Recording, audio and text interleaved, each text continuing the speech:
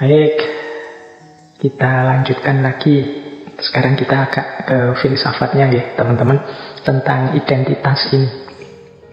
Jadi nanti bagaimana sih cara kita membangun identitas, membentuk identitas, itu kalau secara filosofis juga bergantung pada filosofi hidup masing-masing orang. Dalam catatan saya, ketika orang membangun identitas itu berhubungan dengan cara dia memahami hidup. Nah, orang memahami hidup itu secara umum, ini secara umum saja ya, ada 4 gaya. Ada gaya fatalistik, ada gaya humanistik, ada gaya dualistik, ada gaya konstruktivistik. Fatalisme, humanisme, dualisme, dan konstruktivisme. Ini kita mulai belajar filsafatnya ini. Nah, dari perspektif fatalisme, menganggap ya hidup ini sudah sepenuhnya ada mekanismenya. Manusia itu tidak bebas di hadapan mekanisme-mekanisme ini. Termasuk siapa aku, konstitusi diriku, dan lain sebagainya, itu ya sudah ada polanya. Kalau bahasa agama ya sudah ada takdirnya sendiri-sendiri. Nah, bagi orang yang perspektifnya fatalistik ini, ya dia isinya hidupnya adalah pasrah saja. Jadi kalau ada orang yang, Pak, saya mengalir saja, Pak, saya ikuti aliran hidup ini seperti apa. Nah, gaya seperti ini namanya gaya fatalistik. Ini saya tidak ngomong mana yang lebih benar, mana yang salah, mana yang pas ya. Ini perbedaan persepsi tentang hidup. Ada orang yang persepsinya fatalistik, sehingga dia gayanya cenderung pasrah saja. Kok bisa ya Pak ada orang yang gayanya fatalistik misalnya? Ya mungkin saja, wong setiap orang itu sesuai dengan konstruksi sejarahnya masing-masing. Saya kasih contoh ya, misalnya kenapa kok ada orang fatalistik. Dalam ilmu kalam itu ada analisis misalnya tentang kenapa sih ajaran-ajaran, kalau dalam Islam itu ya Jabariyah misalnya. Jabariyah itu kan bahasa Arabnya dari fatalisme, bahwa orang itu bisanya ya pasrah saja pada Tuhan. Kenapa ajaran ini bisa hidup misalnya di Timur Tengah zaman dulu misalnya. Nah, itu ada analisis begini, karena konstruksi geografisnya Timur Tengah itu, di situ kan banyak padang pasir, banyak. Jadi secara geografis itu manusia itu benar-benar tidak berdaya di hadapan alam. Nah, orang di padang pasir itu kalau penuh badai pasir, kalau pas tidak ada air dan lain sebagainya, itu kan situasi yang tidak ramah untuk manusia. Berhadapan dengan situasi-situasi semacam itu terus-menerus, ya manusia kemudian cenderung pasrah. Ya mau gimana lagi kalau sudah situasinya begitu, geografinya begitu. Nah, ini sehingga ideologi seperti itu, pandangan seperti itu di sana hidup diterima. Mungkin ini bisa dianalisis juga, mengapa geografisnya Jawa itu seperti apa, kehidupan sosialnya masyarakat Jawa seperti apa, sehingga gaya hidupnya kok seperti itu. Nah, kembali pada identitas tadi, berarti ada orang yang memang pasrah saja, tidak pernah merenung dalam, berpikir serius tentang bagaimana aku harus mengkonstitusi diriku, membangun identitasku. Ini gaya fatalistik. Ada persepsi kedua, gaya nomor 2. Ini gaya humanisme. Kalau dalam pandangan humanisme itu kan yang berpandangan bahwa hakikatnya manusia itu baik. Kualitas-kualitas dirinya baik. Secara fitrah manusia itu positif. Hanya orang-orang yang lupa, hanya orang-orang yang tersesat, yang tidak mau berpikir jernih dan lain sebagainya, yang kemudian hidupnya jahat, hidupnya rusak, hidupnya kacau. Manusia itu ya aslinya baik. Nah, orang yang punya pandangan seperti ini, ya, cara dia membangun diri, membangun identitas itu dengan cara apa? Mengaktualkan potensi kebaikan yang ada dalam dirinya. Jadi hidup sebagai manusia. Kita sering pakai istilah manusia yang manusia. Karena manusia yang manusia itu pasti baik. Karena hakikat sifatnya manusia itu baik. Ini namanya humanisme. Jadi kalau ada orang, bagaimana sampai membangun diri, membangun identitas diri, ya saya tidak macam-macam, yang penting jadi manusia saja yang baik. Nah, ya memang jadi manusia itu pasti baik dalam perspektifnya humanisme. Ini ciri kedua, jadi pandangan tentang konstruksi identitas. Ada yang ketiga, ada orang yang punya pandangan dualistik. Jadi manusia itu tidak hanya punya unsur kebaikan, tapi dalam dirinya juga ada potensi keburukan. Jadi manusia itu ya tidak baik saja, ada baiknya juga ada buruknya. Jadi fitrahnya manusia itu ya ada ahsan takwimnya, ada juga asfala safilinya. Ada fujuroha, ada fujurnya, tapi juga ada watakwaha, ada takwanya. Ada positif, ada negatif. Nah, orang yang berpandangan dualistik seperti ini, ya cara dia memahami hidup, menjalani hidup adalah berjuang memenangkan yang baik dan menyingkirkan yang buruk. Jadi hidup adalah perjuangan. Hidup adalah mengalahkan yang negatif dan memenangkan yang positif. Ini kayak dualisme. Jadi yang dianggap negatif itu disingkirkan, dikalahkan. Bahkan ada sampai mengalahkan sisi diri kita yang negatif. Dalam pikiran tasawuf tertentu, misalnya ada pandangan, misalnya dalam manusia itu yang sisi cahaya itu sisi batin dalamnya, sementara sisi fisik lahiriah jasadiah itu sisi kegelapan. Maka yang lahiriah harus disapih, dikalahkan, sementara yang batin harus dimenangkan. Ini sebenarnya cara berpikir dualisme. Jadi membangun identitas diri dengan cara memilih sisi baik diri kita, menyingkirkan sisi buruknya. Nah, ini gaya yang ketiga. Nanti ada gaya yang keempat. Gaya yang keempat ini namanya konstruktivisme. Konstruktivisme ini asumsi dasarnya begini ya, manusia itu seperti kertas kosong. Teman-teman pernah mendengar istilah ini ya, manusia itu ya terlahir kosong, tergantung nanti dia diisi apa, diwarnai dengan apa, dibentuk menjadi apa. Jadi kalau dalam Islam kan ada masyhur sekali hadis, kullu mauludin yuladu alal fitrah. Setiap anak yang lahir itu dalam kondisi fitrah suci. Fa'abawahu yuhawidanihi au yunasironihi au yumajisanihi. Dua orang tuanya lah yang membuat dia jadi Yahudi, jadi Nasrani, atau jadi Majusi. Jadi manusia itu kosong, tergantung nanti dia dibentuk seperti apa. Ini namanya konstruktivisme. Identitas itu ya tergantung kitanya mau dibentuk seperti apa. Nah, itu konstruktivis namanya.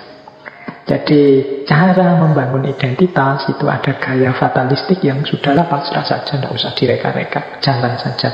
Ada yang gaya humanistik, yaitu mari kita hidup sebagai manusia yang manusia, karena karakter kemanusiaan itu baik.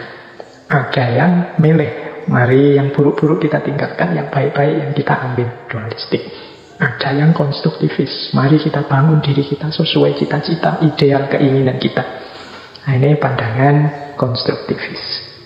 Jadi ini perspektif-perspektif teman-teman ketika kita ingin membangun identitas diri. Ada lewat jalur fatalistik, humanistik, dualistik, dan konstruktivistik. Oke, kita lanjutkan. Kelihatannya materinya masih panjang. Nah, sebelum lanjut, ini ada problem yang menarik, yaitu pertemuan antara playing role atau being ourselves, playing your role atau being yourself dalam hidup ini. Jadi ketika kita akan bermain identitas, itu biasanya ketemu dua hal. Kita ini kan punya banyak peran, banyak role. Kalau tadi saya bilang kita ini mahasiswa, kita ini kakak, kita ini orang tua, kita ini anak, kita ini mungkin anggota lembaga apa, ketua lembaga apa. Ini kan role-role, peran-peran yang harus kita mainkan di tengah masyarakat. Nah, yang kedua, itu kan bahasa kita role itu berarti yang ditempel dari luar, definisi identitas yang pertama tadi. Tapi ada juga being yourself, dorongan dalam diri kita sendiri, yang kita inginkan, passion kita, kemudian apalagi kecocokan, kenyamanan kita. Ini kan namanya being yourself. Nah, dalam hidup kita, ketika kita menghidupkan identitas-identitas, ini bertemu dua hal ini. Memainkan peran dan menjadi diri kita sendiri. Alhamdulillah, kalau peran yang kita mainkan itu cocok dengan passion kita, keinginan kita, being kita. Kalau ini luar biasa kalau bisa cocok terus. Jadi selalu peran yang saya mainkan itu memang doronganku begitu. Misalnya saya ini mahasiswa Pak. Kok iyo saya itu orangnya Pak, suka sekali belajar, suka sekali baca buku, nyaman dengan dunia akademik. Ini peran dengan dorongan jiwanya sesuai. Yang sulit adalah ketika antara playing role dengan being ourselves ini berbeda. Ketika peran yang kita mainkan tidak cocok dengan dorongan diri kita, tapi terpaksa kita lakukan. Jadi saya itu sebenarnya suka bisnis, tapi kok terpaksa jadi PNS, akhirnya harus kerja seperti ini misalnya. Nah ini kan berlawanan antara being dalam diri kita, dorongan diri kita dengan peran yang kita mainkan. Ada kalanya juga misalnya saya malas belajar sebenarnya Pak, saya itu kalau baca buku tidak betah Pak, tapi kok ya saya ini mahasiswa. Kalau mahasiswa kan memang tuntutan perannya gitu. Nah ini kan ada clash antara peran dengan hakikat diri. Ini nanti panjang sebenarnya membahas ini. Jadi bagaimana manage ketika sesuatu itu tidak nyambung. Yang pertama, rumusnya sebenarnya jangan lupa bahwa baik peran maupun passion, kecenderungan jiwa kita itu dua-duanya bukan harga mati. Jadi dua-duanya bisa ditawar. Jadi peran kita itu kan bukan harga mati juga. Misalnya kita mahasiswa tapi nggak cocok dengan lo, emangnya apa kita wajib jadi mahasiswa? Itu kan bisa saja, sudahlah saya resign saja, saya mundur saja, tidak usah jadi mahasiswa, kalau saya tidak nyaman. Keberhasilan hidup kan tidak melulu ditentukan oleh ijazah kemahasiswaan kita. Meskipun saya juga tetap belajar, tapi kan tidak harus jadi mahasiswa. Belajar saya, belajar kehidupan misalnya. Lalu itu kan bisa, berarti bukan harga mati. Passion kita juga bukan harga mati. Dorongan jiwa kita itu juga bukan harga mati. Kecuali bagi orang-orang tertentu yang manja, sentimental, atau idealistik yang tidak bisa ditawar. Jadi karakter kita itu kan kita yang membentuk. Jadi pembiasaan-pembiasaan kita. Jadi tinggal kita lanyahkan, kita biasakan, mungkin dorongan jiwa ini bisa berubah. Aslinya saya itu Pak malas membaca, tapi lama-lama membaca ternyata asik juga. Lama-lama malah saya senang baca kok Pak. Aslinya saya malas ke masjid, tapi sekali dua kali kok nyaman. Lama-lama kok nyaman, kalau tidak ke masjid malah tidak enak. Nah, ini berarti apa? Dorongan jiwa itu bukan sesuatu yang tidak bisa ditawar. Jadi seandainya clash pun tidak masalah. Teman-teman ingin menghidupkan atau memperjuangkan yang mana, tergantung prinsip-prinsip ideal dalam hidup yang ingin kita jalankan. Yang kedua, pastikan dalam clash tadi, pertemuan antara peran dengan diri kita itu dua-duanya memang isinya kebenaran. Kalau salah satu keburukan, yang harus ditinggal adalah yang buruk dan yang salah. Entah di posisi mana kebaikan dan kebenaran itu yang harus kita hidupkan. Misalnya dorongan jiwaku yang salah, peranku ini benar baik, tetap harus kita mau mengalahkan dorongan jiwa yang salah tadi. Saya inginnya senang-senang saja kok Pak, tidak mau kawin sih, mau asik-asik saja, itu dorongan jiwaku.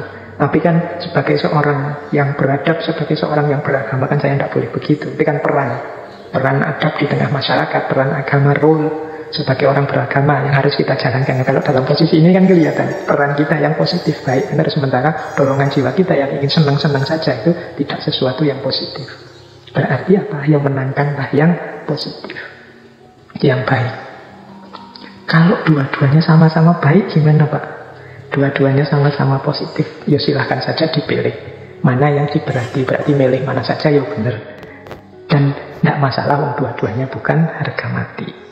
Silahkan nanti setelah ini teman-teman bikin diskusi-diskusi sendiri tentang bagaimana menyeimbangkan peran-peran yang harus kita mainkan dalam hidup dengan dorongan jiwa kita sendiri. Jadi identitas-identitas relasional kita sebagai orang Indonesia, sebagai seorang Muslim, sebagai orang Jawa, sebagai mahasiswa, sebagai kakak, sebagai warga masyarakat dan lain sebagainya. Ini kan peran-peran identitas yang harus kita mainkan dengan diri kita sendiri. Dorongan jiwa, passion kita, hasrat, cita-cita, ideal kita, dan lain sebagainya. Ini problem umum yang dialami dan dirasakan setiap orang. Baik, itu beberapa problem filosofis tentang identitas. Kita lanjutkan lagi. Ini lebih dalam lagi filsafatnya. Jadi ada teori begini kalau dalam filsafat ini. Kalau dalam filsafat ini namanya problem mind and body. Biasanya ada di philosophy of mind. Bagaimana orang menghayati identitas dirinya, identitas personalnya. Dalam dunia filsafat itu ada pertanyaan seperti ini. Mungkin teman-teman kalau ada waktu boleh ikut-ikutan mikir. Jadi yang pertama begini, pertanyaannya, apakah dirimu orang yang sama dengan dirimu 5 detik yang lalu, atau dengan dirimu tadi malam, atau dengan dirimu tahun lalu 2021 misalnya. Saya misalnya, ini saya yang ngomong tadi 1 jaman yang lalu waktu buka ngaji, dengan saya sekarang di menit 1 jam lebih kajian ini masih orang yang sama atau sudah berubah? Ada perubahan enggak? Atau ya itu masih orang yang sama sih? Cara membuktikannya gimana kalau saya itu masih orang yang sama atau sudah berubah? Nah, apa sih buktinya bahwa kita ini orang yang sama terus-menerus? Kalau saya Faiz, ini Faiz yang sama dengan yang dulu ngaji filsafat di awal tahun 2013, apa sudah Faiz yang berbeda? Ketika ngaji filsafat sudah 300 sekian serinya. Teman-teman boleh bertanya begitu, aku ini orang yang sama ketika dulu lulus SMA atau sudah berubah? Kalau berubah apanya? Kalau tidak berubah apanya? Kalau berubah apa aku masih bisa dipanggil Faiz sebagaimana yang dulu? Apa aku ini orang yang sama atau tidak?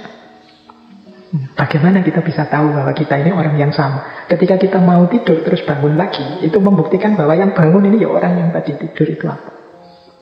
Nah, buktinya mana? Nah, ini problem philosophy of mind kalau dalam filsafat. Ya teori-teorinya banyak. Ada beberapa teori untuk yang diberikan oleh para filosof untuk menjawab pertanyaan ini. Misalnya ada yang punya pandangan begini. Teori yang pertama ini namanya illusion theory. Teori ilusi. Kata teori ini tidak ada diri yang tetap sepanjang waktu. Kita ini berubah dari satu waktu ke waktu selanjutnya dan terus berubah menjadi pribadi yang baru. Nah, kalau kita menganggap bahwa ada sesuatu yang tetap dan sama dalam diri kita, itu ilusi saja. Itu namanya illusion theory. Jadi menurut teori illusion theory ini ya orang itu berubah terus. Kalau kita menganggap yang kita hadapi adalah orang yang sama dengan kemarin, itu ilusi dalam pikiran kita saja. Hakikatnya dia berubah. Bahkan ada argumennya, kalau secara fisik kan manusia pasti juga berubah. Saya mungkin 20 tahun yang lalu ya rambutku masih hitam, sekarang banyak yang hampir semua putih. Saya sekian tahun yang lalu mungkin lebih gemuk atau lebih kurus dan lain sebagainya. Dan mungkin sekarang lebih ringkih, dulu lebih tangguh dan lain sebagainya. Secara fisik manusia pasti berubah. Kalau ini kan mudah membuktikannya.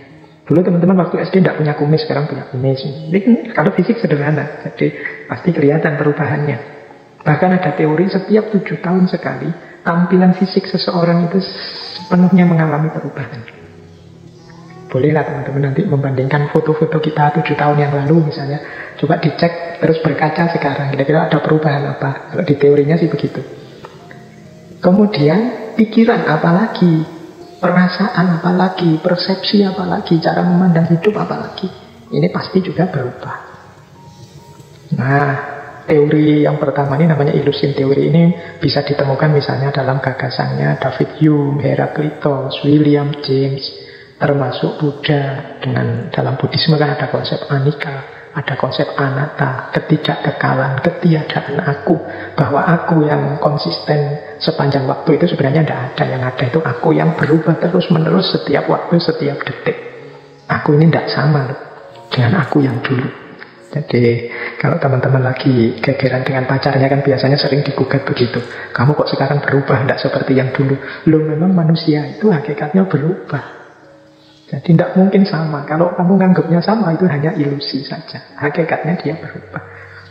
Oke, itu namanya illusion teori. Teori pertama. Ada teori kedua. Teori kedua ini namanya body theory, atau kadang disebut physical continuity. Ini pemahaman yang namanya common sense. Biasanya kita pakai.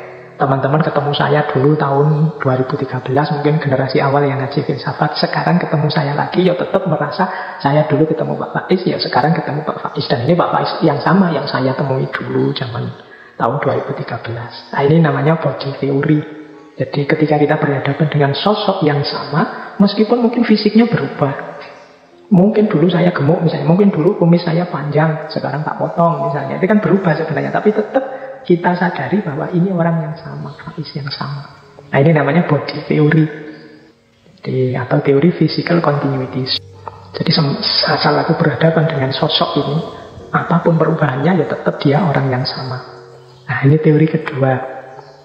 Ada teori ketiga, namanya soul theory. Kalau ini kebalikannya yang tadi. Kalau yang tadi yang hakiki itu yang fisik, kalau ini yang jiwa. Jadi ini kalau kita sering melihatnya lahir dan batin. Kalau ini yang hakiki itu ya yang batin, yang jiwa. Jadi kalau fisik ini berubah-ubah nanti mati. Kalau jiwa itu yang hakiki. Justru mengenali seseorang itu ya jiwanya. Apa yang ada di balik yang fisik. Nah, ini menarik kalau disambungkan dengan teorinya Plato tentang ide. Yang hakiki itu yang ada di dunia ide. Yang barang ada kenyataannya itu tidak hakiki. Selalu tidak sempurna. Nah, berarti identitas kita itu sebenarnya identitas keji. Identitas kejiwaan, identitas rohaninya. Kalau identitas fisik tidak bisa jadi pedoman. Nah, ini namanya soul theory, psychological continuity. Jadi psikologisnya, isinya. Mengapa sih tadi ketemu saya, meskipun wajahku berubah, teman-teman masih menganggap saya? Ya karena isinya, batinnya. Jadi, karena batinnya masih Rais yang dulu. Kalau tadi kan fisiknya, meskipun berubah, tapi kan sosoknya masih tetap sosok yang itu. Tapi kalau ini enggak, bukan sosok, bukan fisiknya, tapi batinnya. Yang keempat, ada perspektif memori. Nah, ini tokohnya antara lain John Locke. Kata John Locke, ya manusia itu, identitas manusia itu ya bukan tubuhnya, bukan psikisnya, tapi memorinya, ingatannya. Jadi orang itu masih orang yang sama kalau isi ingatannya masih sama seperti sebelumnya. Ini teman-teman boleh ngambil case ya untuk mudahnya menjelaskan. Misalnya ada orang yang amnesia total. Kalau di drama-drama itu kadang ada orang yang lupa sama sekali tentang dirinya karena penyakit tertentu. Nah, ketika orang lupa sama sekali tentang dirinya, ini kan hubungannya dengan memori. Dia, kalau versinya John Locke, ya bukan orang yang sama lagi. Kita tidak bisa memperlakukan dia seperti dia sebelumnya. Misalnya, dia ini teman akrab kita sebelumnya. Bahkan kalau di drama-drama Korea itu ada yang sampai istrinya atau pasangannya. Kan sangat dekat itu harusnya. Tapi begitu kena penyakit itu lupa sama sekali. Itu kan setelah dia mengalami penyakit ini, kita tidak bisa memperlakukan dia persis seperti sebelumnya. Identitasnya berubah total. Karena dia lupa sama sekali dengan versi sebelumnya. Maka kata John Locke, identitas itu sebenarnya dasarnya adalah memori. Siapa aku itu sebenarnya kita rumuskan dari ingatan kita selama ini. Nah, ini namanya memori teori. Jadi basis dari identitas kita adalah ingatan kita tentang siapa diri kita. Bayangkan misalnya ya teman-teman besok pagi bangun, ternyata isi memorinya tertukar. Misalnya isi memorinya teman-teman ketukar dengan saya. Bangun pagi teman-teman merasa bahwa saya ini Faiz loh, tapi begitu berkaca kok bukan. Tapi kan secara identitas itu ya tergantung memori. Berarti aku hidup menjalani keseharian sebagaimana isi Faiz tadi. Nah, ini kan memori. Kita hidup itu berdasarkan memori. Kita bangun pagi misalnya merasa, oh ini anakku, itu istriku, yang sana adikku. Itu kan berdasarkan ingatan kita selama ini. Nah, ini tokohnya John Locke. Baik. Berarti ada 4 perspektif tadi ya untuk bagaimana kita menegaskan siapa aku ini. Ada teori ilusi yang berpandangan tidak adalah identitas yang tetap itu sepanjang waktu. Kita ini manusia yang selalu berubah. Ada body teori, yang aku yang terlihat selama ini. Nah, kalau soul teori, ya aku adalah apa yang aku rasakan dalam jiwaku selama ini. Kalau memori teori itu ya aku adalah sesuai yang aku ingat tentang diriku selama ini. Kalau teman-teman tanya yang paling pas yang mana Pak, yang paling benar yang mana Pak, ini kalau dalam filsafat seperti saya bilang di awal tadi, ini perdebatan dan diskusi ini masih berlangsung, masih banyak perspektif-perspektif baru. Apalagi hari ini muncul macam-macam problem, termasuk situasi-situasi seperti artificial intelligence, kesadaran-kesadaran baru tentang manusia. Ini juga nambah rame. Mungkin lain waktu bisa kita jelajahi lebih dalam. Hari ini mungkin teman-teman kenal, tadi saya singgung sedikit, misalnya operasi plastik. Orang bisa mengubah total tampilan fisiknya, meskipun isinya sama. Ini masih tetap orang yang sama atau tidak? Orang yang kehilangan ingatan total. Bahkan hari ini ada istilah multiple personality disorder. Orang yang mengalami merasa dalam dirinya ada banyak personalitas. Ada, kok rasanya saya ini Kadang jadi orang pemarah, kadang jadi kelihatannya kok sabar sekali, kadang jadi ada tabrakan-tabrakan. Jadi identitas dalam dirinya, orang merasa dalam dirinya ada beberapa personalitas yang bisa berubah-ubah. Belum lagi beberapa gejala sakit jiwa. Atau kalau teman-teman pernah membaca novel itu kan fiksi, Dr. Jekyll and Mr. Hyde.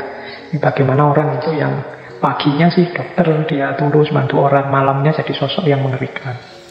Seperti psikopat-psikopat itu kan kadang kelihatannya lembut, kelihatannya manusiawi sekali kelihatannya, tapi kalau keluar sisi sadisnya dia luar biasa sadisnya. Nah, ini kan fenomena-fenomena yang mungkin perlu dibahas lebih dalam, lebih luas.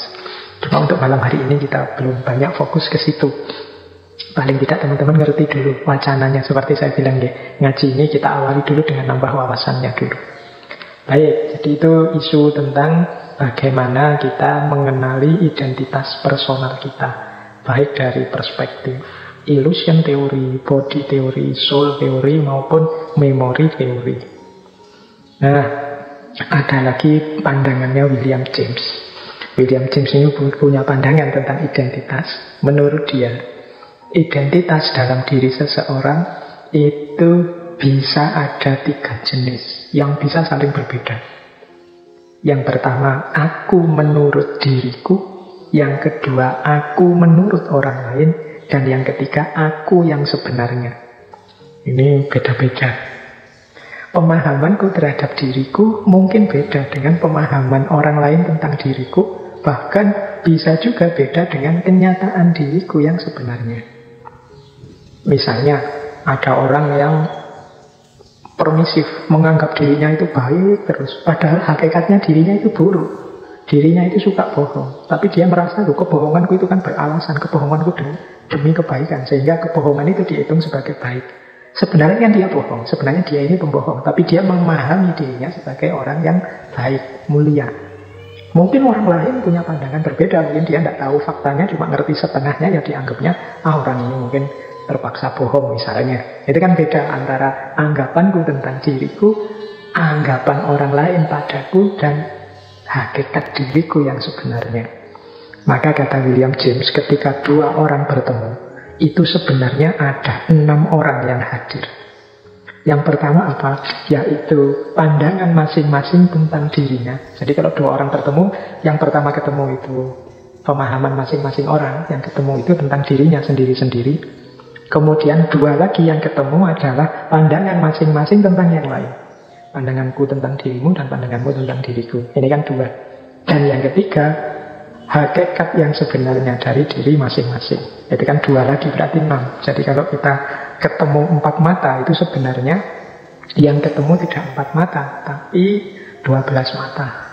Jadi yang 2 orang pertama ini aku menurut diriku masing-masing, 2 orang kedua aku menurut masing-masing kita menurut orang lain, dan yang ketiga aku yang sebenarnya.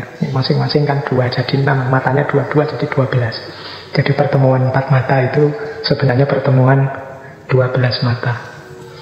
Jadi ini menurut William James. Jadi kalau teman-teman berefleksi, memahami diri, coba didalami lagi. Di mana titik beda antara pandanganku tentang diriku sendiri dengan diriku sendiri yang sejati dengan pandangannya orang lain terhadap diriku. Ini bisa jadi beda-beda. Nah, menarik kalau teman-teman bisa mengajak teman yang lain, misalnya punya teman akrab, diajak berefleksi tentang diri masing-masing. Kira-kira menurutmu aku itu seperti apa sih? Kalau menurutku aku itu seperti ini, kalau menurutmu sama tidak seperti itu? Nah, nanti tinggal dilanjutkan, sebenarnya aku itu seperti apa. Jadi bisa sesama sahabat mungkin saling membantu mengenali diri. Karena dalam ilmu psikologi itu tentang pengenalan diri itu kita dikenal ada 4 wilayah. Ada wilayah yang terbuka, ada wilayah yang tersembunyi, ada wilayah buta, dan ada wilayah yang tidak diketahui. Jadi ada wilayah open, ada wilayah blind, ada wilayah hidden, dan ada wilayah unknown. Wilayah open itu, wilayah yang terbuka itu sesuatu yang orang tahu, aku juga tahu. Misalnya, saya itu cerewet. Aku tahu aku itu cerewet. Nah, orang lain juga tahu kalau kita itu cerewet misalnya. Nah, ini I know. Oh, others juga know. Tapi ada wilayah yang hidden, tersembunyi. Wilayah tersembunyi itu yang aku tahu, tapi orang lain tidak tahu. Misalnya kita sendiri di kos. Aku tahu, aku itu kalau bangun tidur mesti kesiangan. Tapi karena aku di kos sendirian, tidak ada yang tahu. I know. Tapi others don't know. Ini namanya wilayah hidden.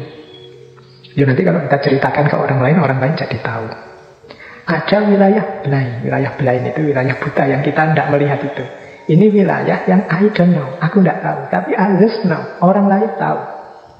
Ini untuk hal-hal yang tidak kita sadari. Misalnya kita itu mudah tersinggung kalau pas lapar misalnya. Kita mungkin tidak perhatian dengan itu. Pokoknya tidak sadar saja. Kalau lapar kita tersinggung kan misalnya. Nah, ini orang lain mendeteksi. Wah, anak ini kalau lapar mengerikan ini. Kita tidak tahu. Orang lain tahu. I don't know. Tapi others know. Itu namanya wilayah blind. Nanti ada wilayah unknown. Wilayah unknown itu orang lain tidak tahu. Aku juga tidak tahu. Ini perlu pendalaman untuk menggali. Yang mungkin perlu waktu juga untuk mengenali. Ternyata aku ini bisa itu, punya kualitas ini. Itu wilayah unknown. Ini kita perlu kontemplasi, perlu refleksi lebih dalam. Boleh nanti kalau ada teman, ada sahabat saling menilai, kalau yang sudah punya pasangan mungkin bisa suami istri atau teman sakos yang di kamar itu saling mengenali diri. Jadi coba ditulis ya, yang kamu ngerti tentang aku. Nanti aku nulis yang aku ngerti tentang kamu. Nanti saya juga nulis aku tentang aku, kamu nulis juga tentang dirimu. Nanti kita cross check sehingga kita bisa mengidentifikasi mana yang open, mana yang hidden, mana yang blind. Nah setelah itu monggo masing-masing melakukan muhasabah, refleksi, kontemplasi sendiri-sendiri untuk menggali siapa tahu ada wilayah yang unknown, yang tidak diketahui. Ini salah satu jalan kita untuk memahami diri, mengenali diri, membangun identitas. Baik, jadi itu isu yang lain dalam kita memahami diri, mengenali diri, membangun identitas diri. Nah, penting juga saat kita melakukan self-identity, ada isu lagi yang banyak ditekankan oleh para filosof, yaitu terimalah diri kita sendiri. Mari kita menjadi diri sendiri. Ini menjadi isu di banyak hal. Misalnya ada kalimat dari Lao Tzu itu. Misalnya angsa itu tidak perlu mandi untuk membuat dirinya putih. Demikian juga engkau tidak perlu melakukan apapun. Engkau hanya perlu menjadi dirimu. Nah ini kalimat dari Lao Tzu. Jadi berarti apa? Memahami diri itu bukan kok terus menipu diri, tapi yuk jadi diri kita sendiri saja dulu. Kita pahami potensi-potensi, kelebihan-kelebihan kita, dan itu yang kita hidupkan. Jangan takut atau jangan banyak terpengaruh oleh hal-hal di luar diri sampai kita melupakan hakikat diri kita yang sejati. Jadi the snow goose need not that to make itself white, neither need you do anything but be yourself. Jadi angsa itu tidak perlu mandi untuk membuat dirinya jadi putih. Demikian pula engkau tidak perlu melakukan hal-hal yang lain, tapi hanya jadilah dirimu sendiri. Dan ini dikuatkan oleh Dr. Seuss, ini tokoh yang bolak-balik sering kita singgung ya di bulan yang lalu. Kata beliau begini, jadilah dirimu sendiri. Katakan apa yang engkau rasakan. Karena mereka yang keberatan tidak menganggapnya penting, mereka yang menganggapnya penting tidak keberatan. Maksudnya apa? Yuk kita jadi diri kita sendiri saja. Tidak usah terlalu peduli dengan komentarnya orang. Orang yang peduli dengan kita itu tidak akan banyak berpikir, dia pasti menerima apa saja yang kita lakukan, kita katakan. Sebaliknya, orang yang tidak peduli dengan kita, dia tidak akan mau berpikir dalam tentang apa yang kita lakukan, apa yang kita katakan. Jadi berarti apa? Tidak usah tergantung pada komentarnya orang, tidak usah tergantung pada pikiran-pikirannya orang yang tidak selalu relevan. Mari kita jadi diri kita sendiri, dan kita menyampaikan apa yang ingin kita sampaikan. Kita diam kalau memang tidak ingin bicara. Pokoknya kita hidup sesuai keinginan kita, menjadi diri kita sendiri. Ini mirip seperti pepatah, jadilah diri sendiri sesuai yang kita inginkan, karena orang yang suka kepada kita tetap akan suka kepada kita apapun yang kita lakukan, apapun yang kita jalankan. Sebaliknya, orang yang tidak suka pada kita tetap akan mencari celah-celah untuk menyatakan bahwa kita salah, kita keliru, apapun yang kita jalankan, apapun yang kita lakukan. Baik, ya ini nasihat pertama tentang self-identity. Ini berarti yuk kita menjadi diri kita sendiri secara otentik. Kalau iya ya kita bilang iya, kalau tidak ya kita berani bilang tidak. Prinsip pertama. Prinsip kedua dari self-identity adalah, jadi ini membangun identitas diri. Identitas itu sesuatu yang seperti saya bilang di awal tadi, bukan harga mati, tapi dia adalah sesuatu yang dibentuk, diupayakan. Jadi ini saya kutipkan satu quote dari George Bernard Shaw. Dia bilang, life isn't about finding yourself, life is about creating yourself. Hidup itu bukan tentang menemukan dirimu, tetapi hidup itu tentang menciptakan dirimu. Kita ini kan sering menghabiskan terlalu banyak waktu untuk siapa hakikat diriku, apa hakikat diriku, terus menerus. Kata George Bernard Shaw, tidak begitu caranya. Caranya apa? Engkau ingin membentuk dirimu seperti apa? Itulah nanti yang akan jadi hakikat dirimu. Jangan dicari-cari, tapi apa? Ciptakan, buatlah. Kalau ingin jadi pahlawan, ya lakukan hal-hal kepahlawanan, ciptakan hal-hal kepahlawanan. Kalau ingin jadi manusia mulia, lakukan perbuatan-perbuatan mulia. Jadi life is about creating yourself, bukan finding yourself. Jadi kadang-kadang kita ini kan mungkin karena terlalu banyak teori yang dijejalkan, sehingga kita cari-cari diri kita mencocokkan dengan teori-teori. Akhirnya kita capek menemukan diri kita. Saya itu tipe introvert atau ekstrovert ya. Saya itu tipe jenis orang yang begini apa yang begitu ya, melankolis apa. Jadi kan sering banyak teori-teori itu terus kita membaca diri kita. Tapi sebenarnya itu semua bukan harga mati. Jadi, saya introvert, tapi saya akan berjuang untuk mengatasi introvert saya biar tidak terlalu introvert. Saya juga ingin jadi orang yang pintar bersosialisasi. Pasti bisa. Karena apa? Life is about creating yourself. Jangan menyerah dengan karakter yang sedang kita miliki hari ini. Wong karakter itu bukan harga mati. Dia sesuatu yang bisa kita ciptakan, kita hidupkan, kita biasakan. Jadi rumus kedua tentang self-identity, kalau tadi rumus yang pertama kan jadilah otentik, tapi ini yang kedua dilanjutkan, yaitu mari kita ciptakan diri kita, kita bentuk diri kita sesuai yang kita inginkan. Bahkan nanti di situ saya tambahi quotes dari Mahatma Gandhi. Beliau menegaskan, a man is but the product of his thought. What he thinks, he becomes. Manusia itu hanyalah produk dari pikiran-pikirannya. Apa yang dia pikirkan, seperti itulah dia terbentuk. Berarti apa? Yuk kita berpikir yang positif-positif, yang produktif-produktif. Kita berpikir yang baik-baik. Tentang diri kita, lingkungan kita, masyarakat kita. Disitulah kita juga akan terbentuk jadi orang baik. Pikiran kita yang baik akan melahirkan kata-kata yang baik, melahirkan tindakan yang baik, dan melahirkan kebiasaan-kebiasaan yang baik. Kalau hidup kita ada di siklus ini, pikiran baik, kata-kata baik, tindakan baik, kebiasaan baik, ya pasti karakter kita akan terbentuk jadi karakter baik. Identitas kita adalah identitas orang baik. Nah, jadi ini rumus kedua saat kita membangun self-identity, membangun identitas diri kita. Rumus yang ketiga untuk self-identity adalah identitas kita itu sifatnya adalah ongoing proses, senantiasa berproses, tidak mandek, tidak harga mati. Ini seperti kalimat yang saya ambil quotes dari William Shakespeare. We know what we are, but not what we may be. Kita tahu siapa kita sekarang, tapi kita tidak tahu what we may be, apa kita, siapa kita nantinya. Jadi berarti apa? Ya saya sekarang seperti ini, diterima saja. Tapi kan besok bisa jadi berubah.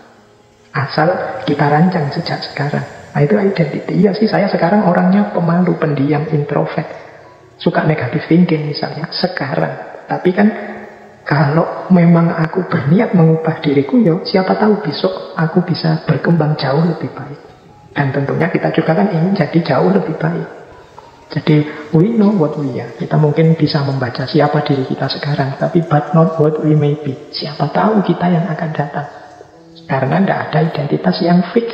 Ya saya sekarang pemalu sih, tapi Bukan berarti pemaluan saya ini harga mati, sampai besok-besok aku ya pemalu.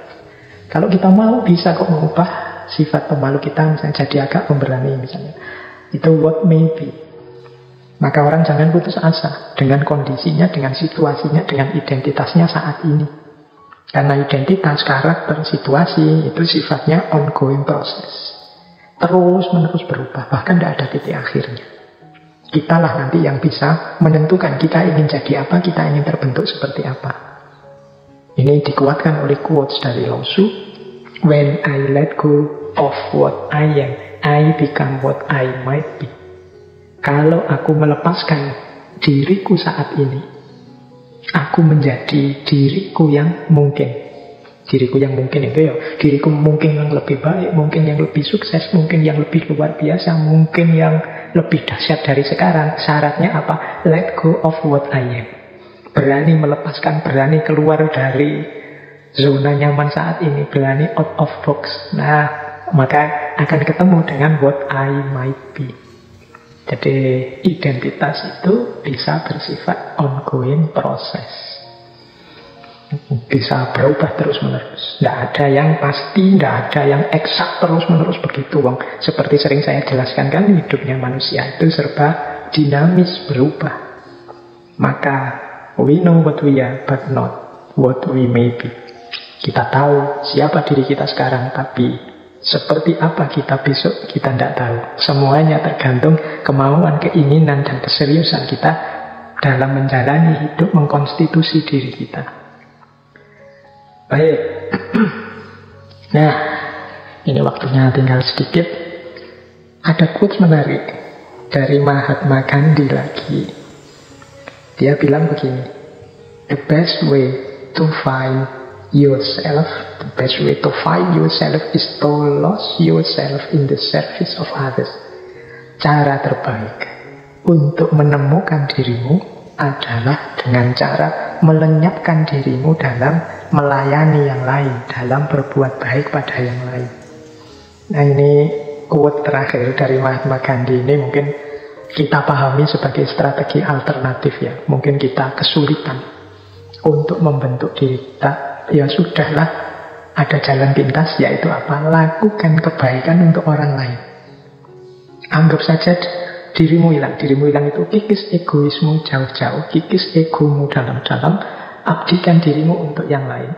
Ya paling tidak dengan melakukan itu akan terbentuk diri kita sebagai orang yang baik, orang yang tulus, orang yang bernilai penting di tengah masyarakat. Jadi kita kan sudah, Pak saya itu siapa ya Pak? Saya itu cirinya apa ya Pak? Kelebihan saya apa ya Pak? Kekurangan saya apa ya Pak? Kita kan sering begitu. Terus capek baca buku kiri kanan. Sudahlah, kalau tips saya Mahatma Gandhi, lakukan saja kebaikan-kebaikan semampumu. Mungkin awalnya agak memaksa diri, tapi lama-lama seperti itulah kalian akan terbentuk. Jadi apa? Jadi orang yang baik. Jadi orang yang melakukan banyak kebaikan untuk sesama. Otomatis di situ kita eksis, kita bernilai penting. Tadi kan kita merumuskan identitas macam-macam itu kan untuk menegaskan diri, menunjukkan kita ada, menampilkan betapa pentingnya diri kita kan gitu. Nah kata Gandhi, ada jalan terbaik untuk lebih cepat sampai ke sana, yaitu apa? Lose yourself in the service of others. Lakukan kebaikan sebanyak mungkin, semampumu untuk orang lain. Otomatis nanti lama-lama terbentuklah identitas dirimu sebagai orang yang baik. Tampillah kalian eksis sebagai orang yang baik. Otomatis nilai diri menjadi penting. Orang lain mendapatkan kemanfaatan dari hidupmu. Jadi ini jalan praktis dari Mahatma Gandhi. Kalau mungkin di antara teman-teman yang kesulitan melakukan konstitusi diri, identifikasi diri yang mendalam rumit seperti para filosof, ya sudahlah, teman-teman punya konsep kebaikan apa, ngerti yang baik-baik apa, paham yang bisa dilakukan apa, lakukan itu semaksimal mungkin. Disitulah nanti diri kita akan terbentuk. The best way to find yourself is to lose in the service of others. Terakhir, ini tak tambahi satu lagi. Kalau tadi alternatif dari Mahatma Gandhi, ini ada lagi satu alternatif dari Maulana Rumi. Cuma ini Mungkin lain waktu akan saya jelaskan jauh lebih panjang, karena sesi malam hari ini kita belum sempat masuk ke aspek identitas dari perspektif agama, khususnya dari perspektif tasawuf. Tapi kita bikin trailernya dulu ya. Ini dari Maulana Jalaluddin Rumi. Kata beliau begini, how do I know who I am or where I am? How could a single wave look at itself in an ocean? Bagaimana aku bisa tahu siapa aku atau di mana aku? Bagaimana sepotong gelombang bisa mengidentifikasi dirinya di tengah lautan? Nah, ini Maulana Rumi. Jadi ini pandangan yang mewakili kalangan tasawuf, yang membangun identitas diri dalam naungan hadirat ilahi. Jadi bagaimana kita menegaskan keberadaan kita justru sebagai citra diri Tuhan yang ada di muka bumi. Yang itu justru yang tampil dari hadirnya kita itu bukan diri kita, tapi citra Tuhannya. Seperti setetes air yang ada di tengah samudera. Jadi setetes air tadi mewakili hadirnya samudera. Tetapi ketika dia ada di tengah samudera, ya bagaimana setetes air tadi mampu mengidentifikasi diri? Karena yang ada, yang tampak tentunya adalah samudranya, bukan setetes airnya. Baik, ini mungkin lain waktu kita perdalamnya. Ini perspektif tasawuf tentang identitas diri. Kemudian sebelumnya tadi perspektifnya Mahatma Gandhi tentang identitas diri. Bagaimana kita temukan identitas diri dalam pengabdian dan kebaikan.